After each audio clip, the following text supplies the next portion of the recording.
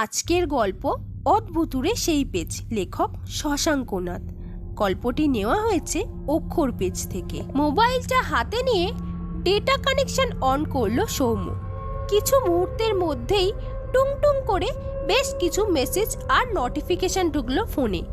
Messenger আর হোয়াটসঅ্যাপে reply দিয়ে Facebook খুললো। নোটিফিকেশন দেখতে দেখতে ওর চোখ আটকে গেল। অপরিচিত কেউ ওকে একটা পেজে ইনভাইট পাঠিয়েছে। নোটিফিকেশনটা ক্লিক করতে পেজটা খুলে গেল। পেজের নাম অশরীরী আবাস। সৌম্য মনে মনে তারিফ করলো, বাহ, বেশ ইন্টারেস্টিং নাম। বোঝাই যাচ্ছে ভৌতিক গল্পের পেজ, আর এসব ওর বেশ ভালোই লাগে। পেজ স্ক্রল করে পোস্টগুলো দেখতে লাগলো। বেশ কিছু ছোট গল্প রয়েছে। রাতের খাওয়া হয়ে গেছে, এখন শুধু শুয়ে ফোন ঘাটা ছাড়া কাজ নেই। চোখে ঘুম নামলে ঘুমিয়ে পড়া যাবে। বেশ আকর্ষণীয় একটা পেজের সন্ধান পেয়েছে। পেজটা লাইক করে সি ফার্স্ট অপশন অন করে রাখলো সৌম্য। এরপর ঘরের দরজা বন্ধ করে ঘরের আলো নিভিয়ে দিল। যতই গরম পড়ুক, গায়ে একটা চাদর রাখতেই হবে, না হলে সৌম্যর ঘুমই হবে না। সিলিং ফ্যানের স্পিড আরও একটু বাড়িয়ে চাদর কোমর পর্যন্ত টেনে শুয়ে পড়ল। ফোনটা এবার হাতে নিয়ে আবার ফেসবুক খুলল। আগেই খুলল সেই পেজটা। পোস্টগুলো দেখে বুঝলো কোনো একজন বা অ্যাডমিন নিজে গল্পগুলো লেখে না, বিভিন্ন জন লেখে। শুয়ে শুয়ে বেশ কয়েকটা গল্প পড়ে ফেলল সৌম্য। কয়েকটা বেশ ভালো, কয়েকটা নিতান্তই নিম্নমানের মনে হলো ওর। ভূত প্রেত বা অলৌকিক এসবে যদিও সৌম্যর বিশ্বাস নেই, তবুও এসব গল্প পড়তে বেশ ভালো লাগে। এমনিতেও আরও দু একটা এমন গল্প পেজে ও আগেও লিখেছে। এটাও তেমনই পেজ, যেখানে অন্যরা গল্প পাঠায় আর অ্যাডমিন সেগুলো লেখকের নাম দিয়ে পোস্ট করে। তাই এই রকম পেজের নিয়ম ওর জানা আছে। সাধারণ কিছু নিয়ম যা থাকে, গল্প সম্পূর্ণ নিজের লেখা হতে হবে। অন্যের গল্প কপি বা চুরি করে নিজের নামে দেওয়া চলবে না। পেজে প্রকাশিত হওয়ার আগে অন্য কোনো পেজ বা গ্রুপে লেখাটা দেওয়া যাবে না।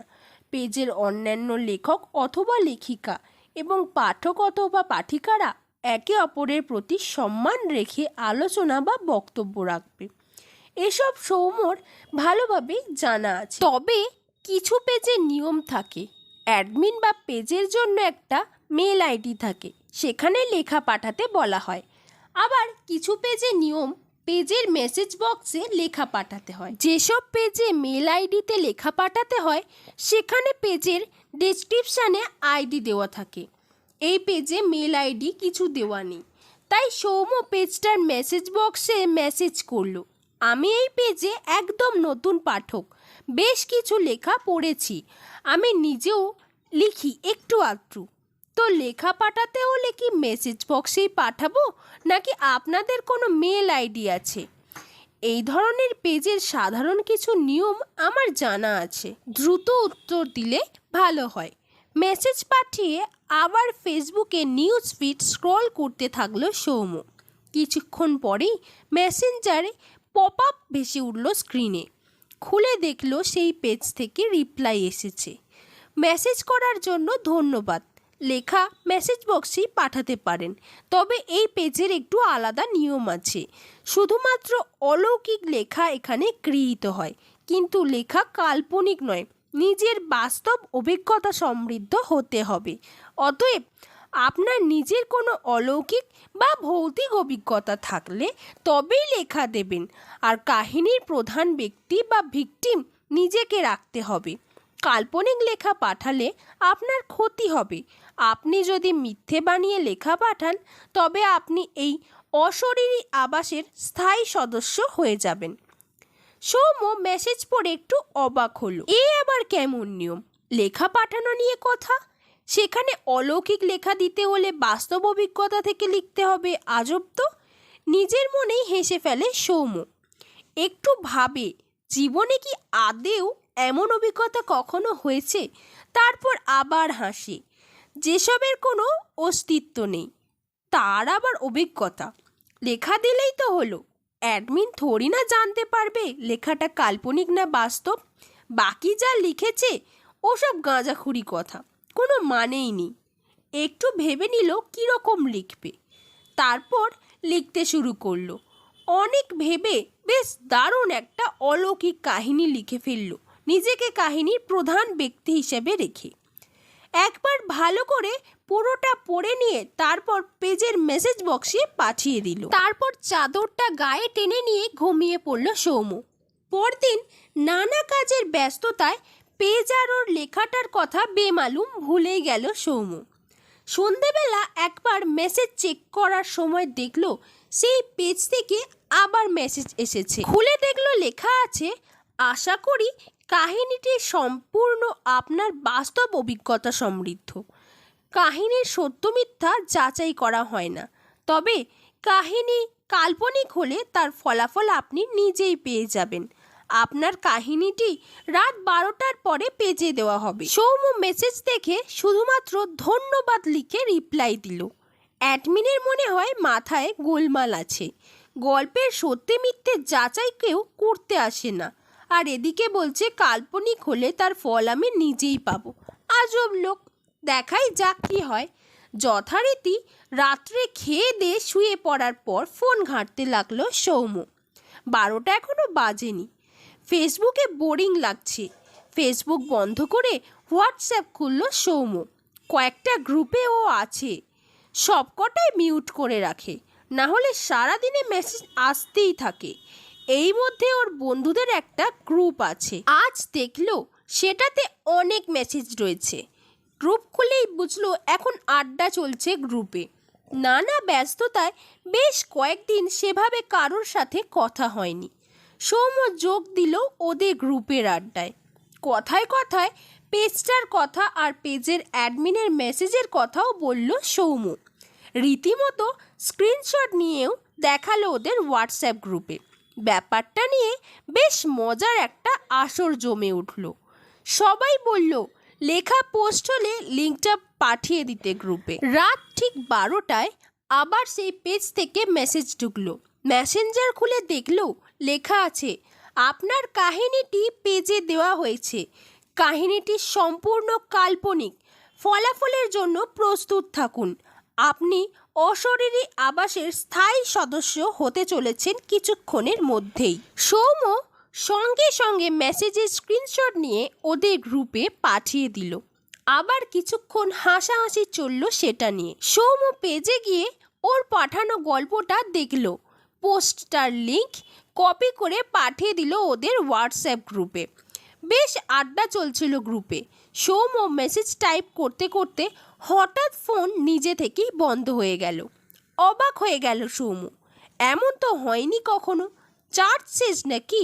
না, তাও হতে পারে না। বাড়ি এসে টানা 2 ঘন্টা ফোন চার্জে ছিল, ঘাঁটাঘাঁটিও করেনি। যথেষ্ট চার্জ ছিল ফোনে। তাহলে ফোনটা আবার চার্জে লাগালো সৌম্য। না, চার্জ নিচ্ছে না। তবে কি ব্যাটারি খারাপ হলো নাকি? অদ্ভুত তো। খুব বেশি দিন হয়নি ফোনটার বয়স, মাত্র 3 মাস আগেই কিনেছে। এর মধ্যে ব্যাটারি বা ফোনের কোনো সমস্যা হওয়ার তো কথাই নয়। চেষ্টা করেও ফোন আর অন করতে পারল না সৌম্য। না, কালকে নিয়েই যেতে হবে দোকানে। ফোনটা পাশে রেখে চোখ বুজল সৌম্য। কিছুক্ষণ পরে মনে হলো আবছা কোনো আলো ওর চোখে লাগছে। সৌম্য চোখ খুলে দেখল ওর ফোনে আলো জ্বলছে। দ্রুত হাত বাড়িয়ে ফোনটা ধরতে গিয়ে থেমে গেল। বড় বড় চোখ চেয়ে দেখল ফোনের মেসেঞ্জার খোলা। অশরীরী আবাস নামে সেই পেজের মেসেজ বক্স খোলা। সেখানে নিজে থেকে লেখা টাইপ হয়ে চলেছে। এ কী করে সম্ভব? দ্রুত উঠে বসলো সৌম্য। আবার ভালো করে দেখল যা লেখা হচ্ছে সেগুলো ওরই লেখা, যেটা কালকে ও লিখেছিল, আর আজ রাত 12টার পরে সেটা পোস্ট হয়েছে এই পেজে। সৌম্য হতভম্বের মতো বসে রইল। এটা কিভাবে হতে পারে? দ্রুত হাতে ফোন তুলে নিল। অদ্ভুতভাবে সঙ্গে সঙ্গে আবার ফোন বন্ধ হয়ে গেল। বারবার চেষ্টা করেও ফোন খুলতে ব্যর্থ হলো সৌম্য। স্বপ্ন দেখছে না তো? গায়ের চিমটি কেটে দেখল না, জেগেই আছে। কিছুই বুঝতে না পেরে আবার শুয়ে পড়ল সৌম্য। কিন্তু সৌম্যর মনে হতে লাগলো ঘরে ও একা নেই, আরও কেউ আছে। এমন একটা অস্বস্তি ওকে চেপে ধরতে লাগলো। চোখ বুজে জোর করে ঘুমানোর চেষ্টা করলো সৌম্য, কিন্তু ঘুম আসছে না। হঠাৎ পিঠে ঠান্ডা হাওয়ার স্পর্শ পেয়ে চমকে উঠল। ঠান্ডা হাওয়া আসছে কোত্থেকে? তড়িঘড়ি পিছন ফিরে প্রথমেই কিছু দেখতে পেল না। ঠান্ডা হাওয়া আসার মতো কিছু নেই ওদিকে। হঠাৎ চোখ পড়ল নিজের পাশে বিছানার ওপর। ওটা কি? জিরো পাওয়ারের নীল আলোয় দেখল বিছানার ওপর যেখানে ও শুয়েছিল ঠিক তার পাশেই একটা কালো ছায়ার মতন কিছু শুয়ে রয়েছে, যেন লম্বা জমাট বাঁধা অন্ধকার। ওখানটায় স্তম্ভিত হয়ে বসে রইল বিছানায় কিছুক্ষণ, তারপর হাত বাড়িয়ে ছায়াটাকে ছোঁয়ার চেষ্টা করলো। সঙ্গে সঙ্গে তীব্র হিমশীতল স্পর্শ পেয়ে চমকে উঠে এক ঝটকায় হাত ছড়িয়ে নিল সৌম্য। আরও দেখল ওর ছোঁয়ার সঙ্গে সঙ্গে কালো লম্বা ছায়াটা যেন ধোঁয়ায় পরিণত হয়ে মিলিয়ে যেতে শুরু করেছে। সৌম্য দ্রুত বিছানা থেকে নেমে ঘরের আলো জ্বাললো। বিছানায় তাকিয়ে দেখলো কিছু নেই সেখানে। আরে গেল কোথায়? ওটা ছিলই বা কি? ঘরের এদিক ওদিক তাকিয়ে অস্বাভাবিক কিছু নজরে পড়ল না সৌম্যর। ঘুমের ঘরে কি তাহলে ভুলভাল দেখলো নাকি? কিন্তু তাহলে ফোনের ব্যাপারটা? না, কিছুই মাথায় ঢুকছে না। আলো নিভিয়ে বিছানার দিকে যেতেই চমকে উঠল। সেই জমাট বাঁধা অন্ধকার আবার বিছানার উপর সেই একই জায়গায়। স্থির দৃষ্টিতে সেই দিকে তাকিয়ে দাঁড়িয়ে রইল সৌম্য। ধীরে ধীরে এক পা পিছিয়ে গিয়ে আবার ঘরের আলো জ্বালতেই বিছানার ওপরের জমাট বাঁধা অন্ধকারটা উধাও। এবার সারা ঘরে তন্ন তন্ন করে খুঁজেও অস্বাভাবিক কোনো কিছুই পেল না সৌম্য। এবার আলো না নিভিয়ে শুয়ে পড়ল। চাদরটা মাথা পর্যন্ত টেনে আবার ঘুমানোর চেষ্টা করলো। ঘুম হয়তো এসেও গিয়েছিল। ঘুমটা ভাঙলো হঠাৎ করেই। সৌম্য অনুভব করলো বেশ ঠান্ডা লাগছে। এই গরমে ঠান্ডা লাগছে কেন বুঝতে পারলো না। পাখার গতি কমানোর জন্য বিছানা থেকে নেমে সুইচ বোর্ডের দিকে এগোতে গিয়ে দাঁড়িয়ে পড়ল সৌম্য। ঘর অন্ধকার কেন? ও তো আলো জ্বালিয়েই শুয়েছিল। লোডশেডিং নয়, কারণ মাথার ওপর পাখা দিব্যি ঘুরছে। তাহলে এদিকে ঘরের তাপমান যেন ধীরে ধীরে নিচের দিকে নামছে। বেশ শীত করছে সৌম্যর। এবার সুইচ বোর্ডের কাছে গিয়ে প্রথমে আলো জ্বালানোর চেষ্টা করলো, কিন্তু সুইচে হাত দিয়ে বুঝলো অন করাই আছে। বারবার অন অফ করেও আলো জ্বলল না। তাহলে কি লাইটটাও খারাপ হলো নাকি? আজব কাণ্ড তো। পাখার সুইচ অফ করে চমকে গেল। সুইচ অফ করলেও পাখা বন্ধই হচ্ছে না। রেগুলেটর ঘুরিয়ে পাখার গতি কমাতে গিয়ে দেখলো তাতেও কাজ হচ্ছে না। আরও অদ্ভুত ব্যাপার, পাখার গতি অস্বাভাবিকভাবে আরও বেড়েই চলেছে। ঘরে যেন ছোটখাটো ঝড় উঠেছে। অস্বাভাবিক দ্রুত গতিতে পাখা ঘুরে চলেছে। এদিকে পাখার সুইচ বন্ধ, রেগুলেটর বন্ধ, তবু পাখার গতি আরও বেড়ে চলেছে। এমন অদ্ভুত কাণ্ড দেখে সৌম্য বিস্ফোরিত চোখে চেয়ে রইল। ঘরময় যেন ঝড় উঠেছে। জিনিসপত্র, কাগজ, জামাকাপড় সব ছড়িয়ে ছিটিয়ে যাচ্ছে। চিৎকার করে মা বাবাকে ডাকার চেষ্টা করলো সৌম্য, কিন্তু ঘরের ভেতর তুমুল ঝড়ে ওর ক্ষীণ আওয়াজ মিলিয়ে গেল। কিংকর্তব্য বিমূঢ় হয়ে দাঁড়িয়ে রইল। বিস্ময়ে ভয়ে বিস্ফোরিত দৃষ্টিতে চেয়ে রইল ঘরের দিকে। ঘরের তাপমান যেন হিমাঙ্কের নিচে নেমে এসেছে। ভয়ে আর ঠান্ডায় থরথর করে কাঁপছে সৌম্য। একটা সময় হঠাৎই সিলিং ফ্যান নিজে থেকেই বন্ধ হয়ে গেল। তার সঙ্গে থেমে গেল ঘরের ভেতরের ঝড়ও। কিছুক্ষণ সম্পূর্ণ নিস্তব্ধ, কোনো কিছুর আওয়াজ কানে আসছে না। সৌম্য পাথরের মতন স্থির। একটু আগে যা ঘটে গেল তা ওর কাছে দুঃস্বপ্ন। কি করা উচিত এখন কিছুই মাথায় আসছে না। হঠাৎ ওর মনে পড়ল সেই পেজ থেকে পাঠানো মেসেজের কথা। কাহিনী কাল্পনিক হলে তার ফলাফল নিজেই পেয়ে যাবেন। তাহলে এসব সত্যি? কিন্তু কিভাবে সম্ভব? কোনো যুক্তিতেই এই ঘটনার উত্তর মিলছে না সৌম্যর কাছে। হঠাৎ কানে এলো কিছু শব্দ। কেউ যেন কথা বলছে। ঘরের ভেতর নিশ্চিদ্র অন্ধকার। এমন অন্ধকার আগে কখনো দেখেনি সৌম্য। কথার আওয়াজ স্পষ্ট হয়ে উঠেছে। একটা পুরুষ কণ্ঠ শোনা যাচ্ছে। সৌম্য ভালোভাবে বোঝার চেষ্টা করলো কোত্থেকে আসছে আওয়াজ। বুঝতে পারলো ঠিক ওর সামনে থেকেই আসছে। ভয় কাটিয়ে জোর গলায় জিজ্ঞাসা করলো, কে ওখানে, কি চাও? কোনো উত্তর এলো না। আগের মতো কথা বলে যেতে লাগলো। সৌম আবার ভালো করে শুনলো সেই অদৃশ্য ব্যক্তির কথাগুলো। ও বুঝলো লোকটা আসলে কিছু একটা পড়ছে, কোনো গল্প পড়ছে, কাউকে শোনাচ্ছে গল্পটা, কিন্তু কাকে? সৌমকে? সৌম আরো বুঝলো লোকটা কোনো ভৌতিক গল্প পড়ছে। আবার কারোর গলার আওয়াজ পাওয়া যাচ্ছে। এবার আওয়াজটা একটা মেয়ের কণ্ঠস্বর ধীরে ধীরে ওর কাছে এগিয়ে আসছে। অদৃশ্য নারী কণ্ঠের কথা ভালোভাবে শুনে বুঝলে এই অদৃশ্য মেয়েটাও কোনো ভৌতিক গল্প পড়ে চলেছে। কিন্তু এরা কারা, কি চায়, কোত্থেকেই বা এলো এরা? হঠাৎ সৌমর খেয়াল হলো ওরা দুজন যে গল্প বলে চলেছে সেগুলো ও আগেও পড়েছে। কিছু কথা বেশ পরিচিত মনে হলো, কিন্তু কোথায় পড়েছে? হঠাৎ মনে পড়লো ওই অদ্ভুত পেজেই কয়েকটা গল্প ও পড়েছিল। তার মধ্যে থেকেই কয়েকটা লাইন ওদের কথা শুনে মনে পড়ছে। কিন্তু এরা কিভাবে সেই গল্পগুলো বলে চলেছে? ঘরের ভেতর কথার শব্দ বাড়তেই লাগলো। গুঞ্জন শুরু হয়েছে ঘরের ভেতর। অন্ধকারে কাউকে দৃষ্টিগোচর হয় না। কারা কথা বলছে সৌম বুঝতে পারছে। ঘরের ভেতর গুঞ্জন আরো বেড়ে উঠেছে। অসহ্য লাগছে ওদের কথার আওয়াজ। মাথার ভেতর যন্ত্রণা শুরু হয়েছে। মাথাটা ভারী হয়ে উঠেছে। মাথা চেপে ধরে বসে পড়ল সৌম। এসব কি হচ্ছে কিছুই ওর বোধগম্য হচ্ছে না। গলা ফাটিয়ে চিৎকার করতে গেল, কিন্তু ওর গলা থেকে একটুও শব্দ বেরোলো না। ঘরের ভেতরে গুঞ্জন এখনো প্রায় কোলাহলে পরিণত হয়েছে। কিছু একটা করতেই হবে। কোনো রকমে উঠে দাঁড়ালো সৌম। এগিয়ে গেল সামনের দিকে, কিন্তু একটু এগিয়েই বাধা পেল। কেউ সামনে দাঁড়িয়ে আছে। চমকে উঠল সৌম। আবার সামনে যার শরীরে ও বাধা পেল তার শরীর হিমশীতল আর পাথরের মতো। ভয়ে গলা শুকিয়ে গেছে সৌমর। শুকনো কণ্ঠে জিজ্ঞাসা করলো, কে তুমি? তোমরা সবাই কারা? কি চাও? এমন কেন করছো? কোনো উত্তর এলো না। সৌম বুঝতে পারলো কারা যেন ওর দিকে এগিয়ে আসছে। ও পিছিয়ে যেতে গিয়ে বুঝতে পারলো ওর পেছনেও কেউ বা কারা দাঁড়িয়ে আছে। অদৃশ্য কারা দল বেঁধে ওকে ঘিরে রয়েছে। ক্রমে এগিয়ে আসছে সৌমর দিকে। সৌম বেশ বুঝতে পারছে ঘরের ভেতর তাপমান এখন আগের চেয়েও আরো কমে এসেছে। ঠান্ডায় ওর রক্ত যেন জমে যেতে বসেছে।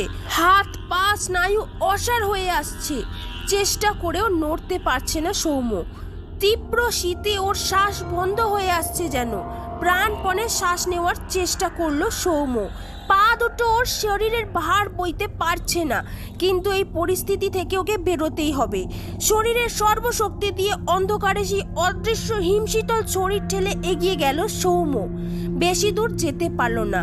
কিসে বাধা পেয়ে হুমড়ি খেয়ে পড়ল সামনের দিকে। একটা আধ খোলা দরজায় হেলে পড়ল সৌমর শরীর।